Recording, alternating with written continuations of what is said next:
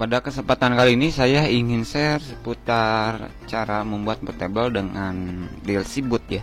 Yang dimana untuk pembuatan DLC boot dengan media PlayStation ini sebenarnya cukup mudah sekali ya. Pada DLC boot sendiri banyak sekali tool yang bisa Anda gunakan, tetapi tidak akan saya jelaskan ya. Ini ada mini Windows tool, ada untuk Dice tool ya. Ini untuk seperti aplikasinya banyak, ada Percentage, ada IMI Partition, Hardware Regulator dan yang lainnya. Tapi di sini saya tidak akan menjelaskan seputar aplikasi ini ya.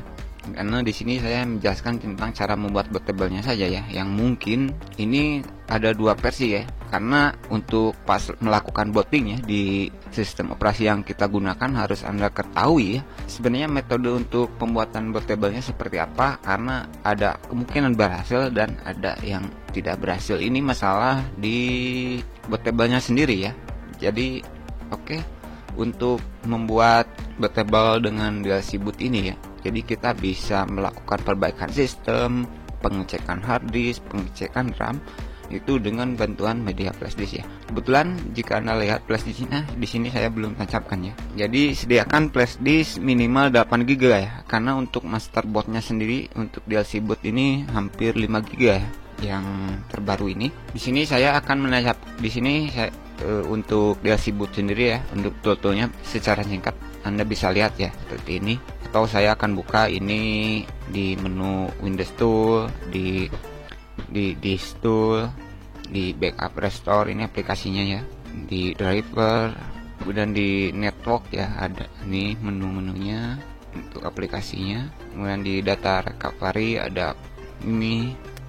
Kemudian di hardware tool ada ini CPU-Z, GPU-Z. Kemudian di Office juga ada, di antivirus ini ada antivirus ada 4, di system tool ini network. Kemudian di utilities juga ini banyak. Kemudian di USB tool ada, di USB tool ada Rufus ya. Kemudian di ini Ramson, kemudian di Microsoft ya. Ini untuk aktivator dan ini menu tambahan ya. Oke, di sini saya akan tutup dulu ya. Silahkan masukkan flash disk minimal 8 GB ya. Karena untuk masterboard kalau Anda menggunakan flash disk 4 GB itu tidak bisa ya. Karena masterboardnya sendiri hampir 5 GB. Nah, di sini saya sudah masukkan flash disk. Caranya yaitu silahkan klik kanan. Anda untuk DLC bootnya bisa Anda download di bawah ya. Dan silahkan ekstrak. Untuk filenya hampir 5 GB ya. Ini DLC bootnya, klik kanan, pilih Run as Administrator, klik yes. Nah, setelah terbuka untuk pembuatan bootable-nya ya, untuk bootable-nya ini klik yang logo ini ya, flash disk ini. Jadi klik logo flash disk, klik saja. Nah, seperti ini, klik. Nah, seperti itu ya. Lalu ini pilih checklist, ini checklist. Untuk boot kernel saya sarankan pilih yang syslinux ya. Untuk bootip pilih yang bisa normal.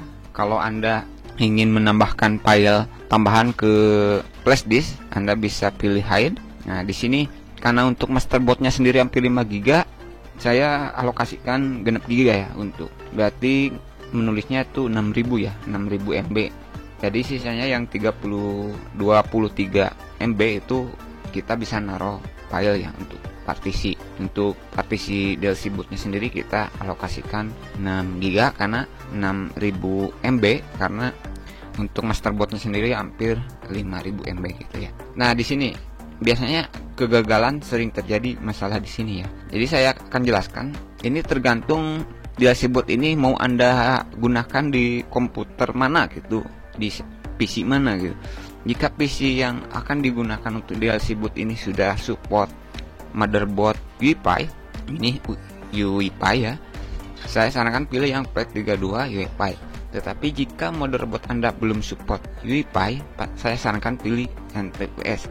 Jadi untuk memastikan, saya akan berikan contoh generasi ya.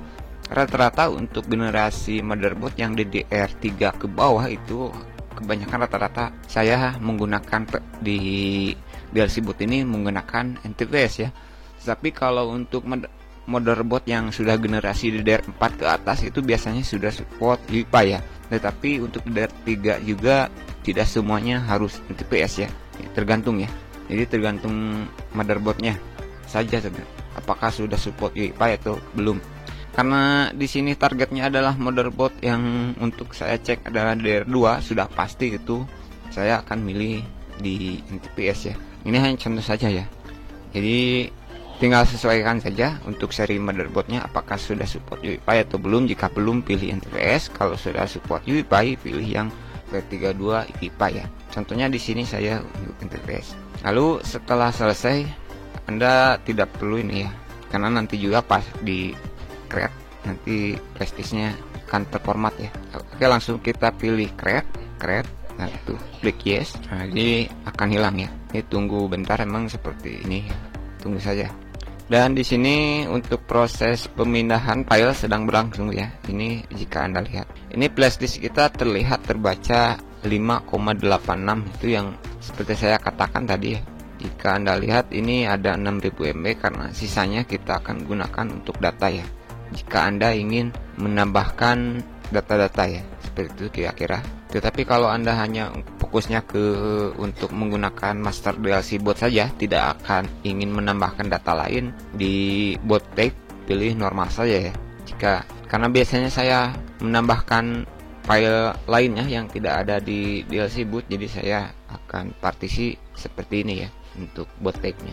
Jadi tunggu saja untuk proses ini masih berlangsung ya. Nanti juga kalau sudah selesai ada pemberitahuan untuk ini. Untuk cara menggunakannya sebenarnya sudah saya jelaskan ya di video sebelumnya juga. Anda tinggal restart komputer Anda ataupun Anda ingin menggunakan di komputer lain ataupun di laptop lain, pastikan Anda masuk ke menu BIOS ya.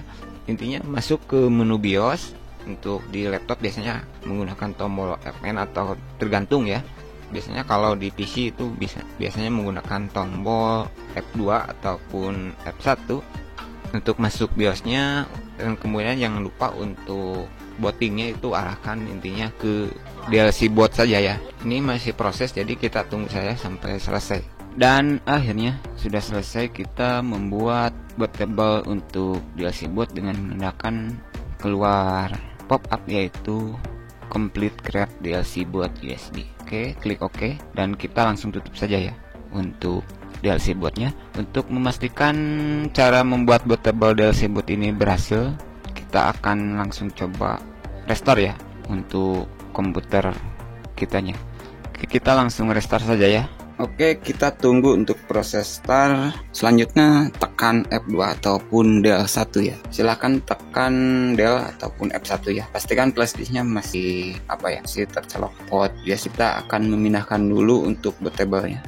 Masuk ke bagian menu boot, lalu pilih harddisknya ya. Kita pindahkan dulu ke USB. Ini sudah pindah ya. Buat priority-nya pastikan ada di flashdisk. Untuk UI dari BIOSnya tinggal disesuaikan saja ya. Lalu tekan F10. Oke. Setelah reboot, ini biarkan ya. Untuk keyboard kita jangan menekan apa-apa, karena kalau ada salah satu tombol yang ditekan itu akan otomatis masuk ke sistem operasi bawaan kita ya. Ini sudah masuk ke DLC bootnya. Di sini Anda bisa menggunakan ya. Ini tool-toolnya. Penting di sini saya sudah bisa masuk saja ya intinya. Oke, kita contoh ambil yang mini Windows 10. Sebenarnya ini sudah selesai ya. Di sini saya hanya contoh saja ya. Dan ini proses masuk ke DLC boot. Oke, untuk DLC boot kita sudah bisa masuk ya. Anda sudah makan tool-tool yang ada di boot. Mungkin itu dulu apa yang saya sampaikan ke Terima kasih dan ditunggu untuk video tutorial selanjutnya.